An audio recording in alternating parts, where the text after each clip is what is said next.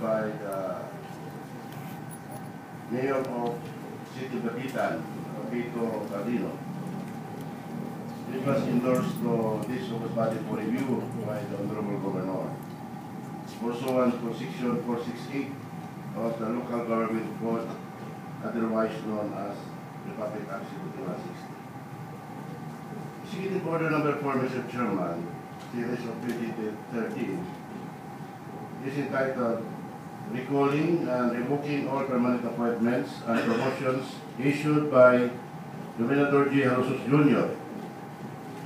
from 16 August 2010 to 30 April 2013, and for other purposes issued by the City Mayor of Dapitan, Colonel Agripito J. Cardino, retired, dated 11 February 2013.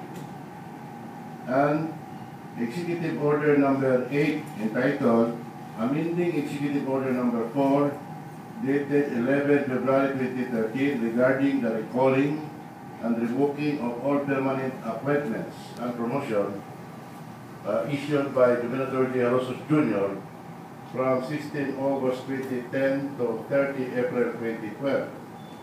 13, and for other purposes, issued by the City Mayor of Dapitan, Colonel Agripito J. Cardino, retired, dated February 12, 2013.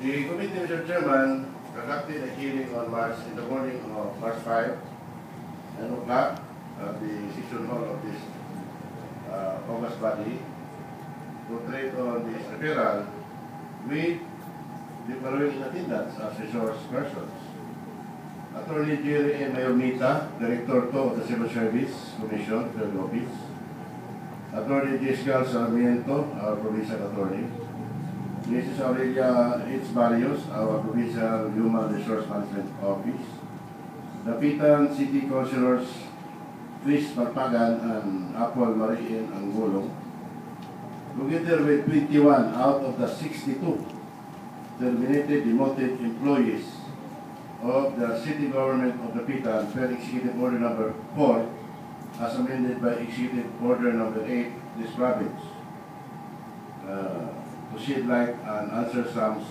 clarificatory questions. These two Executive Orders of the Chairman, Executive Order Number 4 and Executive Order Number 8, effectively invalidated the appointments and promotions made back extended by Gobernador Jarosos Jr.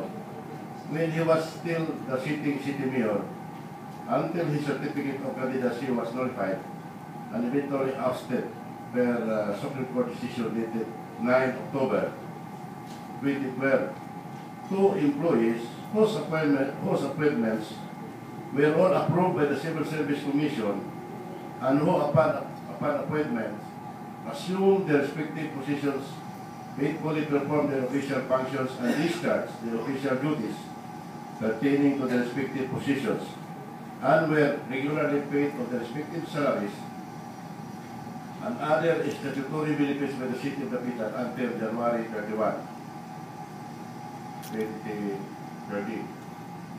So after due discussion and deliberation, Mr. Chairman, the Joint Committee recommends to the Sangguniang Panlorian Plenary passage of a resolution declaring Executive Order Number 4, dated 11 February 2013, and Executive Order Number 8, dated February 11, 2013, issued by City Mayor Colonel Agripito J. Cardino, retired, of